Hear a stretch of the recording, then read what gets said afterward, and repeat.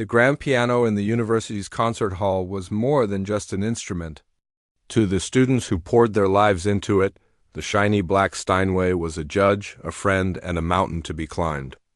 It sat on the stage under the soft lights, a silent king holding court in a room filled with echoes of past victories and future dreams. Its white keys seemed to promise success, while its black keys whispered of the hard work it would take. Every student who walked onto that stage felt its presence, and they all hoped to one day make it sing. For the old man who cleaned the hall, the piano was something else entirely. It was a piece of very expensive, very delicate furniture. His name was known to only a few, but to everyone he was just the janitor. Every evening, after the last student had left, he would wheel his quiet bucket onto the stage. His routine was always the same. First, he would empty the trash bins, collecting the crumpled sheets of music, the empty coffee cups, and the candy wrappers that told the story of the day. Then he would take out a soft cloth and a gentle spray. He would carefully wipe down every wooden surface of the hall, but the piano always got special attention. He'd polish its lid until he could see his own faint reflection looking back at him. He'd dust the legs and the bench, moving with a slow, careful grace that he gave to nothing else. He never touched the keys. He treated the piano like a sleeping creature, not wanting to wake it or disturb its dreams. He was a shadow, a part of the building's background that the students never really saw. They would walk past him, their arms full of books or their minds lost in a tricky passage of music, and their eyes would simply slide over his bent form. To them, he was the sound of a mop squeaking on the floor in the next room, the faint smell of soap and polish that followed him through the hallways. He was invisible. But while they were invisible to him, he was not invisible to them. He was always there, a quiet listener. As he worked, he would hear them practice. He heard the flutes trilling like birds, the cellos crying deep, sad songs, and the violins searching for the right note. And he heard the pianists. He heard them stumble through a Bach fugue, their fingers getting tangled. He heard them play a Chopin nocturne with all the right notes but none of the feeling. And sometimes, without thinking, he would hum the correct note a student had just missed, or he would hum the harmony that would make the melody complete.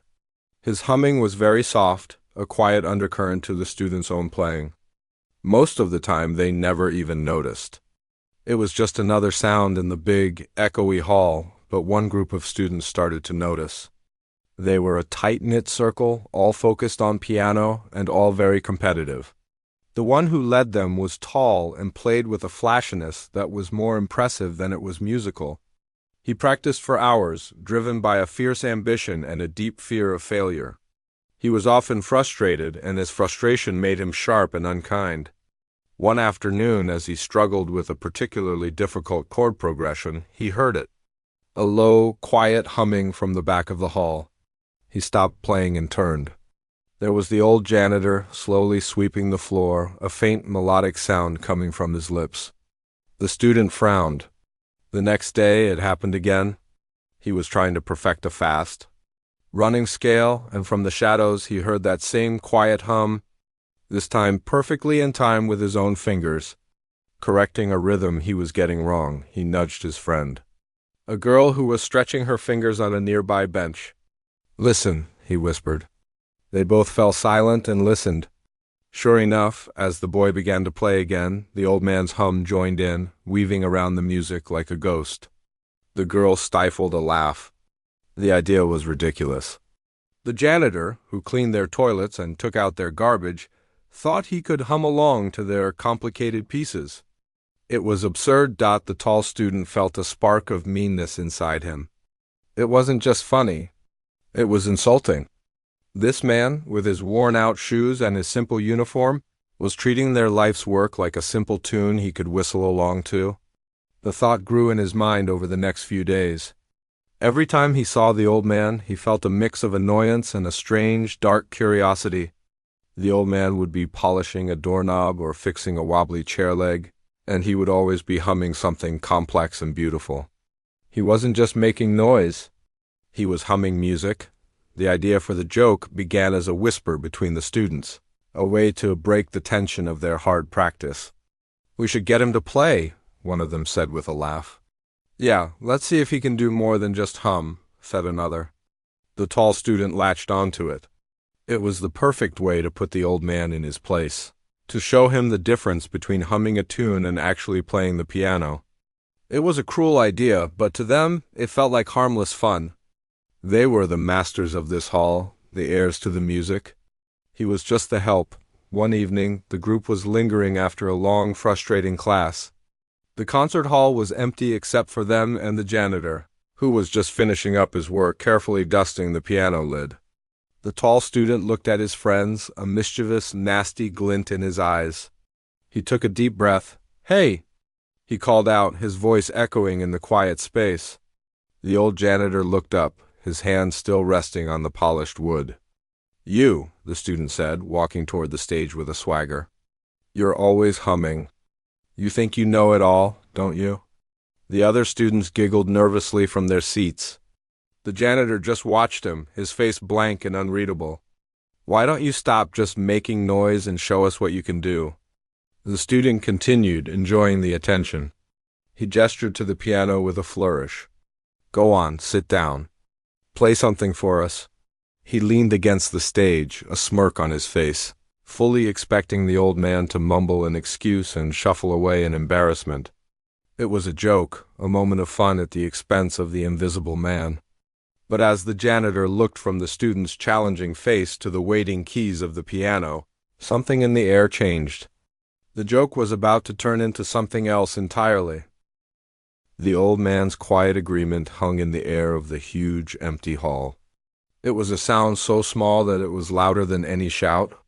For a moment, the students who had challenged him didn't know what to do. They had expected a mumbled excuse, a shy shake of the head, a quick retreat. They had planned for his embarrassment, not his acceptance. The tall student, the one who had started it all, felt his carefully built-up confidence wobble. His smirk was still on his face, but it was now a mask, hiding a sudden flicker of uncertainty. He had wanted to make a fool of the old man, but by agreeing so calmly, the janitor had taken control of the situation. The other students shifted in their seats. A couple of them were still giggling, but the sound was nervous now, like they were laughing at a joke they no longer understood. The atmosphere in the concert hall had changed completely. The air, which had been light and full of cruel energy, suddenly got thick and heavy. It was no longer a joke. It was a challenge, and it had been accepted. The old man, the janitor, was not looking at them anymore. His eyes were fixed on the piano, as if he was looking at something far, far away. He turned and walked slowly back to his small cart of cleaning supplies. With a deliberate, quiet motion, he placed his spray bottle and his cloths back in their designated spots. He took off his rubber gloves and tucked them into a pocket. He seemed to be shedding his role, leaving the janitor behind with each small, careful action. He was just a man now, preparing to do something. The students watched him, their teasing smiles fading, replaced by looks of confused anticipation. What was he doing? This was all happening too slowly. The fun was supposed to be quick and sharp, not this slow, strange ritual. He began to walk towards the stage. The sound of his worn, soft-soled shoes was the only noise in the hall. Each step seemed to take a very long time. He didn't walk like a man heading for a joke. He walked with a quiet purpose, his back a little straighter than it had been before. He mounted the 3 small steps that led up to the stage, his movements slow but steady. From their seats in the audience, the students saw a stark contrast, the old, faded blue of his work uniform against the deep, rich red of the stage curtains. He looked small and out of place under the big lights that were meant to spotlight stars. He reached the piano and stood before it for a long moment. He didn't look at the students for encouragement or for their approval. He just looked at the instrument. He ran a hand gently over the smooth, curved side, the same way he might touch the face of someone he hadn't seen in a very long time. His fingers, which the students had only ever seen holding a mop or a dustpan, traced the outline of a leg. He was not inspecting it for dust. He was greeting it. The tall student leaned forward in his seat, his arms crossed tightly. A feeling was growing in his stomach, a feeling that was not excitement, but something else. It was a nervous, churning feeling, Like he had made a terrible mistake, the janitor finally moved around to the front of the piano and pulled out the wooden bench. It was a heavy, solid bench, and it scraped slightly against the wooden floor, a sound that made everyone jump. He sat down. The worn, tired fabric of his uniform pants was a world away from the usual formal concert attire. His shoulders, which were usually slumped from years of pushing a broom and carrying trash, seemed to pull back slightly. He settled onto the bench, and for the first time, he didn't look like a janitor at all. He looked like he belonged there. The students held their breath. This was it. The moment of the joke. They were ready for the clumsy fumbling, for the single-fingered twinkle, twinkle, little star. They were ready to laugh. But the old man didn't place his hands on the keys right away. He just sat there looking at them. The keys were a field of white and black, a universe of possibilities. His own hands rested on his knees for a moment. They were not the soft, smooth hands of the young students. They were the hands of a worker, strong and a little rough from decades of labor. But there was a gentleness in the way he held them, a stillness that spoke of discipline. Then he lifted his hands and brought them over the keyboard. He didn't hesitate. He didn't hunt for the right position. His fingers found their homes on the keys as naturally as a bird finding its nest. The students saw that his fingers, though weathered, were long and shaped with a strange grace. He hovered them just above the ivory, his whole body still. The silence in the concert hall was absolute. It was a silence that felt like it had weight, pressing down on everyone. The tall student found himself gripping the arms of his chair, his knuckles white. The joke was gone. The anticipation was gone. All that was left was a profound, unsettling feeling that they were about to witness something they were never meant to see. The janitor's fingers lowered onto the keys. And then he pressed down. He didn't start with a bang or a crash. He began with a single, resonant chord. It was not loud, but it was so clear and so perfectly balanced that it seemed to pierce the very soul of the room. The sound was not clumsy or simple. It was the sound of absolute confidence, of a voice that knew exactly what it wanted to say. The chord hung in the air for a moment, full and rich, before slowly fading away. And in that sound, the joke died completely, and something serious, something deep and powerful, was born. That single chord hung in the air like a question that no one knew how to answer. It was a perfect sound, so full and clear that it seemed to clean the dust from the atmosphere. The students were completely still. The laughter that had been on their lips just moments before had frozen, then died completely. The tall student who had challenged him felt his own breath catch in his throat. He had expected a clumsy mess, a funny story to tell tomorrow. He had not expected that. That sound wasn't a joke. It was a statement. It was the sound of absolute authority, and it came from the last person on earth he would have ever expected. Then the old man's fingers began to move on the keys. He didn't start with a simple tune or a happy melody. The notes that came out were slow and dark, full of a deep and heavy sadness. It was a piece of music some of the students knew, a famous prelude by a composer named Rachmaninoff. They had all tried to play it. They knew the notes, they knew the rhythm, but as they listened now, they realized they had never actually understood it. They played the notes like they were tasks on a list. The janitor played them like he was telling the story of his life. Every note wasn't just a sound. It was a memory, a regret, a moment of quiet grief. The music didn't just come from the piano. It poured out of him, a river of sound that had been dammed up for 40 years. The janitor's eyes were closed, his face a mask of deep concentration. He wasn't in the university concert hall anymore. The hard wooden bench beneath him was not a seat for a joke. It was his throne. The worn fabric of his uniform was gone, replaced by an imaginary tuxedo. The students who watched him, the ones who had seen him only as a figure who emptied their trash, were no longer there. He was somewhere else, some other time. His body, which had always seemed bent and tired from a life of physical labor, was now straight and strong. His shoulders were back. His chest rose and fell with the phrases of the music. He wasn't just a man sitting at a piano. He and the piano had become one single breathing thing. The music began to grow. The slow, sorrowful melody started to become more urgent, more complicated. The sound filled the huge hall, pressing in from all sides. It vibrated through the wooden stage, through the floor, and up through the legs of the students' chairs. They could feel the music in their bones. The tall student sat perfectly still, his hands gripping the arms of his chair so tightly his knuckles were white. He was a pianist. He knew how hard this music was. He knew the incredible technique it took to make those sounds, the strength, the speed, the control. And this old man was doing it effortlessly.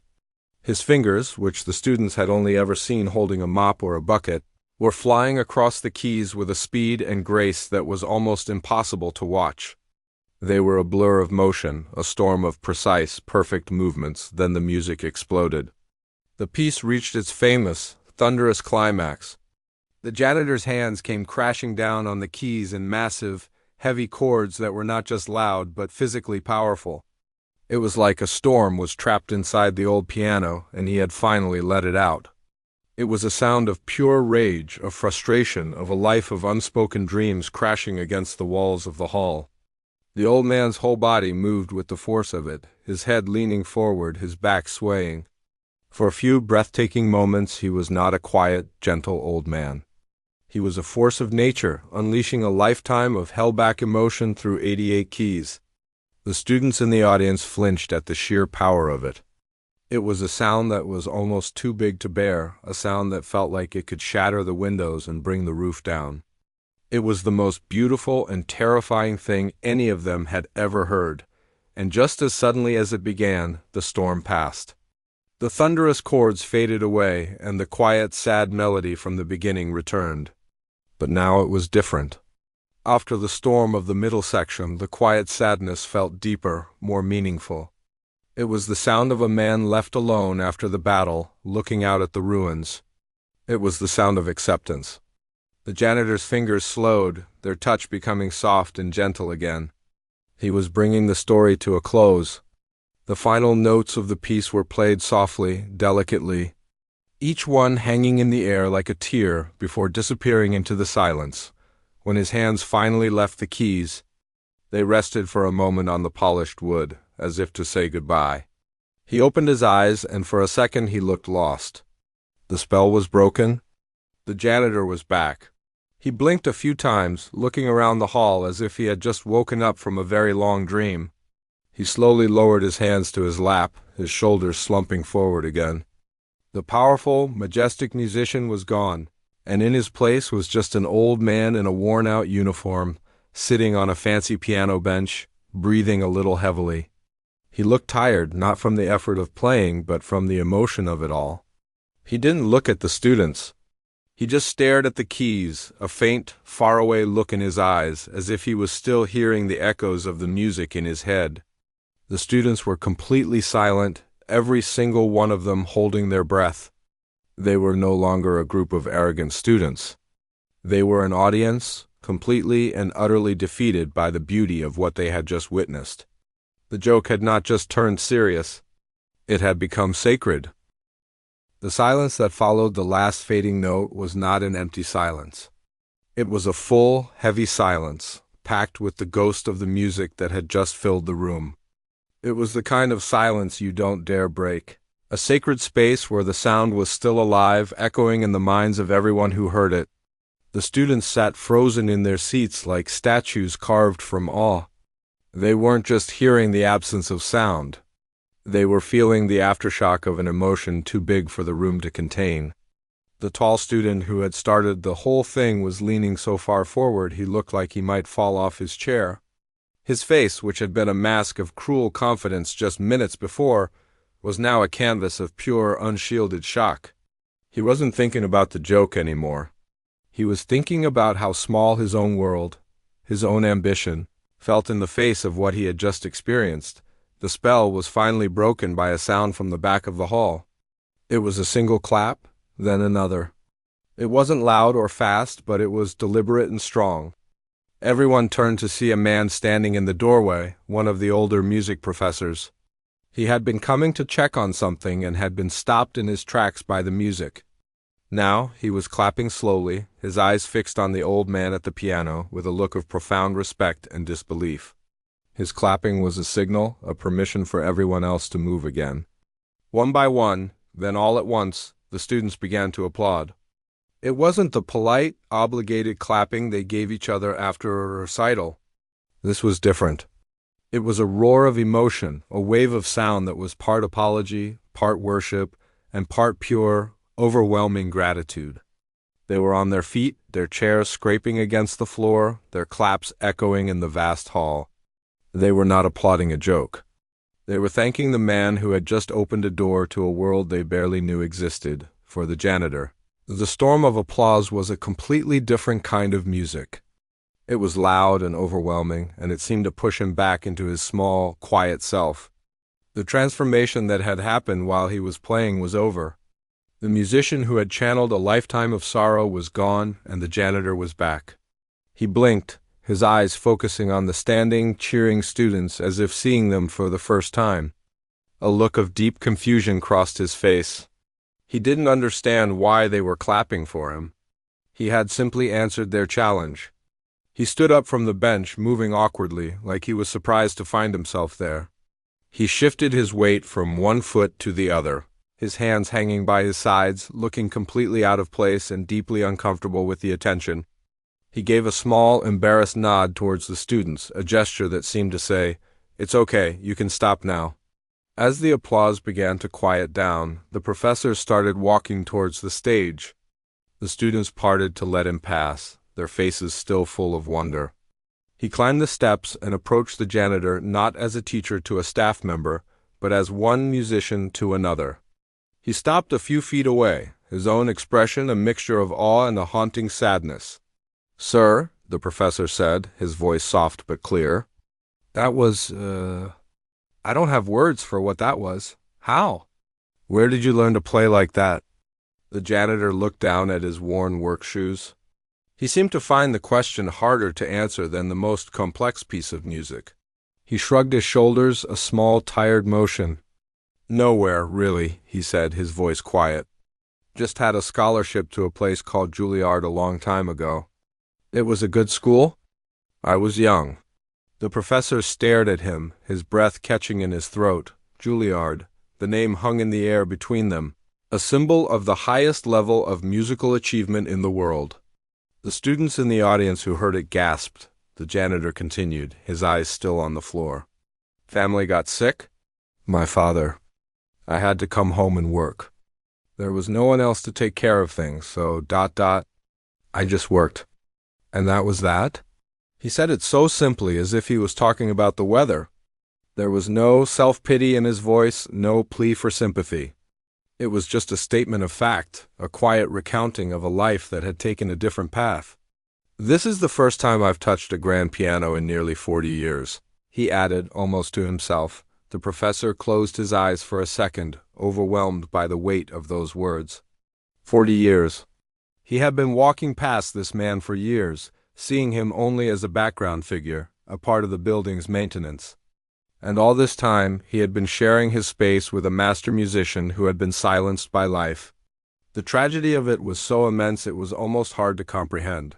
While the professor was still processing this, the tall student who had started the joke made his way to the stage. His walk was not confident now. He shuffled his feet, his shoulders were slumped, and he couldn't meet the janitor's eyes. He stopped at the bottom of the steps, looking up at the old man. "Sir," he said, his voice thick and unsteady. He had to clear his throat. I'm sorry.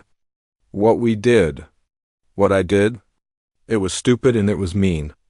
I am so sorry." He took a shaky breath. "That was the most beautiful thing I have ever heard in my entire life." The janitor looked down at him, and for the first time a small, gentle smile touched his lips. It was a sad smile, but it was warm. "It's all right, son," he said softly. "You wanted to hear some music? I played you some music. There's nothing to be sorry about." His forgiveness was so simple and so complete that it felt like another blow to the student's pride. He hadn't even been given the chance to grovel. He had just been quietly, kindly understood. The student looked from the janitor to the professor, and then back to the silent, beautiful piano. The joke, which had started as a cruel way to pass the time, had cracked open the world and shown him something real. The janitor was no longer the invisible man who mopped the floors. He was the man who held the sound of a lifetime in his hands. And as the old man turned to leave the stage, he didn't shuffle away.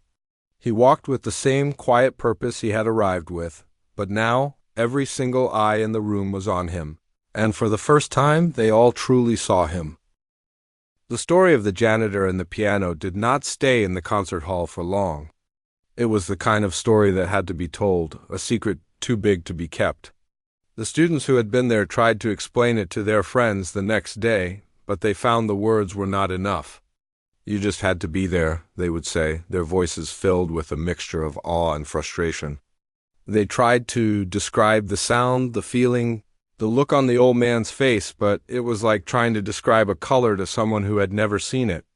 The story traveled through the music department not as gossip, but as a kind of legend, a quiet, humbling tale that changed the way people saw the silent hallways, and the people who worked in them. The tall student who had started the joke was the most changed of all. The arrogance that had once been his shield was gone, replaced by a quiet, thoughtful demeanor.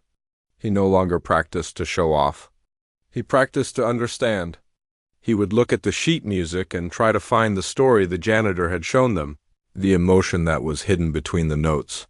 He and his friends, the ones who had snickered in the dark, now looked for the old janitor, not to tease him, but with a new and deep respect. They would see him polishing a doorknob or sweeping a staircase, and they wouldn't see a janitor anymore.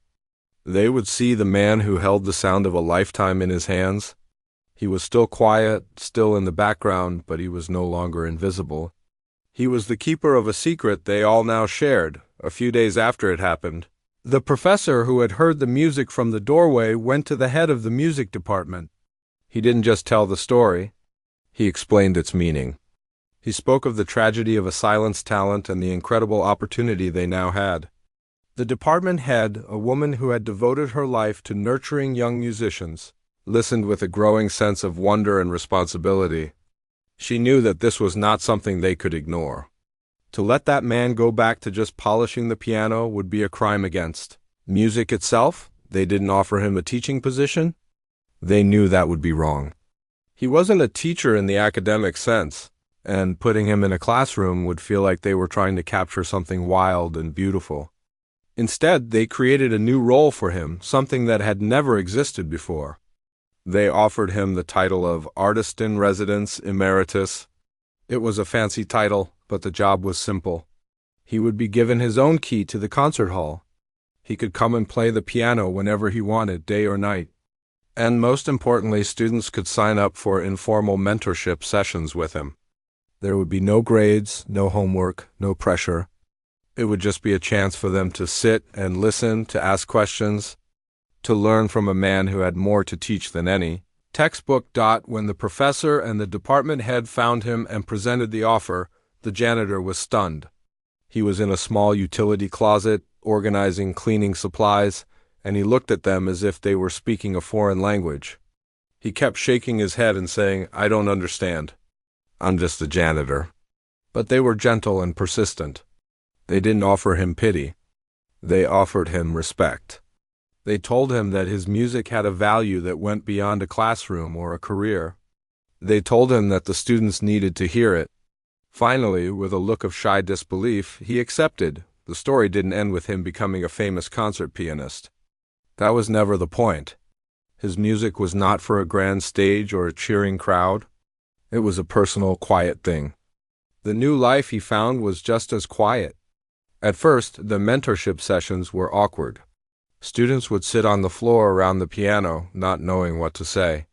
The janitor, whose name they now knew was Henry, would just play for a little while, or he would talk about a piece not by analyzing its structure, but by describing the story it told him. "This part," he might say, his finger hovering over the keys, "this is like walking home in the snow, feeling very lonely. But this part here," his voice would soften, "this is remembering a warm fire." He taught them not how to play the notes, but how to feel them. The evenings were his time. He would often go to the concert hall late, after all the formal classes and rehearsals were over. Sometimes he would be alone. He would sit at the grand piano, the room dark except for the single spotlight over the keys, and he would play. He played the pieces he loved, the ones he had studied as a young man, the ones that had lived in his head for 40 years. He wasn't playing for an audience. He was just playing a quiet conversation between his heart and the instrument. Sometimes a student or two would hear the music and creep in, sitting in the very back row so as not to disturb him. The tall student who had started the joke was often one of them. They would sit in the darkness, listening, and they would understand. This was the real performance. It wasn't about perfection or applause. It was about the simple, beautiful act of setting the music free. The joke, which had been born of cruelty and arrogance, had accidentally done something wonderful. It hadn't embarrassed a janitor. It had uncaged a musician. And in the quiet hours of the night, in the heart of the university, a lifetime of silence was finally and beautifully filled with song.